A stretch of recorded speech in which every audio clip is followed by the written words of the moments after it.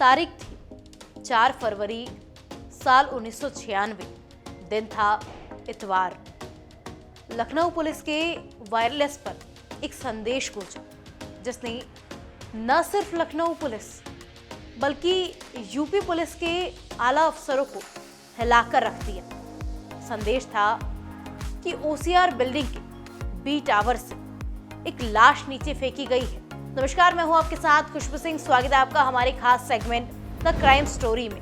विधानसभा से चंद कदमों की दूरी पर ओसीआर बिल्डिंग हुसैनगंज थाना क्षेत्र में है, जिसमें विधानसभा और विधान परिषद सदस्यों को आवास आवंटित किए जाते हैं। ऐसी वीआईपी बहुमुखी बिल्डिंग में लाश की सूचना पर तत्कालीन एसएसपी सूर्य कुमार शुक्ला तमाम दूसरे पुलिस अधिकारियों के साथ आनन फानन में मौके पर पहुंच गए। लाश जूट के बोरे में थी। बोरा ऊपर से नीचे गिरने से फट गया था, जिससे लाश के कुछ अंग बाहर दिखाई दे रहे थे।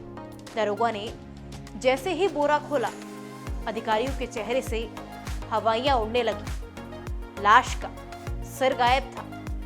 वो सिर कटी हुई लाश थी। करीब 1 घंटे की छानबीन के बाद पुलिस इस नतीजे पर पहुंची कि लाश 7वें तल की बालकनी से नीचे फेंकी गई थी। लाश पुरुष की थी, जिस्म पर पैंट और शर्ट थी।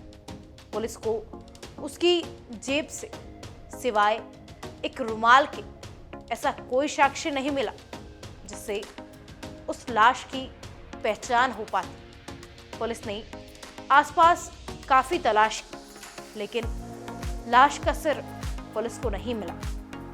खून की निशानों के सहारे पुलिस इस नतीजे पर पहुंची कि लाश को फ्लैट नंबर 706 से खींचकर बालकनी तक लाया गया था। फ्लैट के गेट पर सफाई के बाद भी पुलिस को खून के कुछ निशान मिले, लेकिन फ्लैट नंबर 706 में तो ताला लगा हुआ था। हुसैनगंज पुलिस ने कागजी कार्यवाही पूरी कर लाश को पोस्टमार्टम के लिए भेज दिया। 706 नंबर का फ्लैट हस्तिनापुर से विधायक रहे गोपाल काली को आवंटित था, जो उस बार का चुनाव हार गए थे। रविवार का दिन था। उस समय मोबाइल जैसी सुविधाएं भी नहीं थी, इसलिए लखनऊ पुलिस ने मेरठ पुलिस के जरिए पूर्व विधायक गोपाल काली से संपर्क साधा। पता चला कि वो तो 1 महीने पहले से मेरठ में ही थे। यह भी बताया कि फ्लैट की 2 चाबियां हैं। एक उनके पास रहती है, जबकि दूसरी चाबी फ्लैट की साफ सफाई करने वाले केयरटेकर मनोज शर्मा के पास रहती है। मनोज शर्मा 1 फरवरी को अपने घर पौड़ी, जो कि उत्तराखंड में है, वहां गए हुए थे। उसकी चाबी उसी के पास है।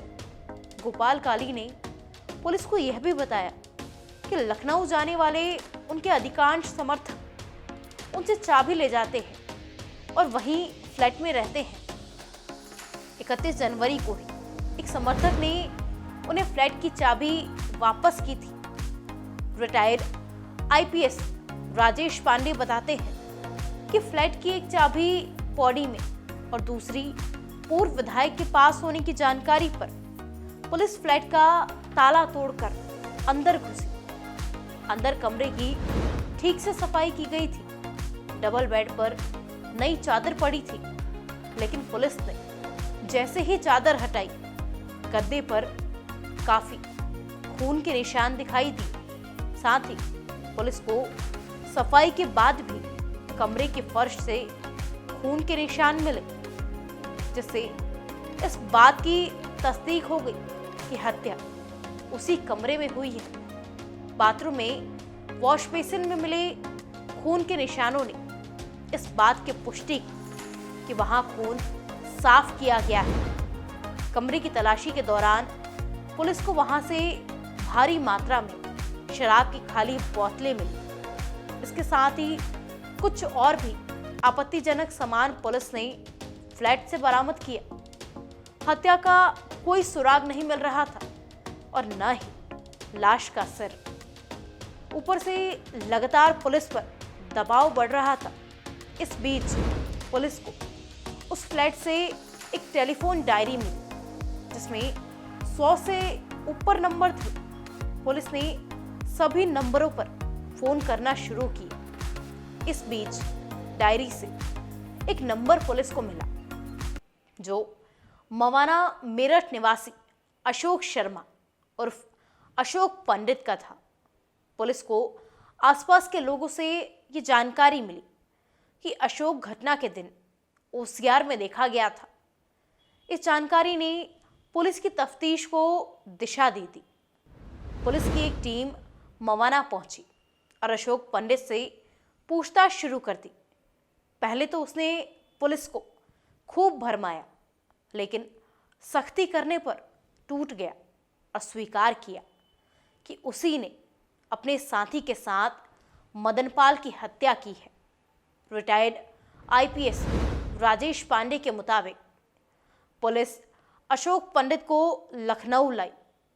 पूछताछ के दौरान उसने बताया कि वो 2 फरवरी को एक तबादले के सिलसिले में अपने दोस्त नौशाद के साथ लखनऊ आया था। मनोज शर्मा फ्लैट पर नहीं थे तो उसने मदनपाल से संपर्क किया। रात में तीनों ने फ्लैट में खूब शराब पी। इस दौरान अशोक शर्मा ने मदनपाल को दलाल कह दिया, जिस पर मदन ने उसे थप्पड़ मार दिया।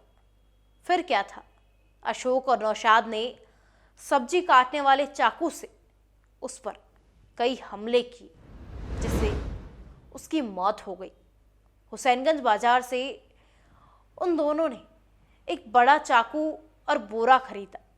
फ्लैट पर आकर मदनपाल का सिर धड़ से अलग किया, उसका धड़ बोरे में बांध दिया, सिर और चाकू बेड की चद्दर में बांधा और रात होने का इंतजार करने लगे। रात को वो बोरा खींचकर बालकनी तक ले गए और उसे नीचे फेंक दिया। इसके साथ ही सिर और चाकू लिपटा चद्दर लेकर वो फ्लैट बंद कर निकल गए। नौशाद केसरबाग बस अड्डे से मेरठ चला गया और वो ओसियार से पैदल चारबाग पहुंचा। रास्ते में चद्दर में बंधा सिर और चाकू उसने हैदर कैनाल में फेंक दिया। पुलिस ने हैदर कैनाल में सिर को काफ़ी तलाशा। पुलिस को सिर नहीं मिला, हाँ, लेकिन चाकू ज़रूर मिला। पुलिस ने नौशाद को भी गिरफ्तार कर लिया और दोनों को हत्या के आरोप में जेल भेज दिया। मामला अभी तक अदालत में है, लेकिन मदनपाल का सिर पुलिस आज तक बरामद नहीं कर पाई है।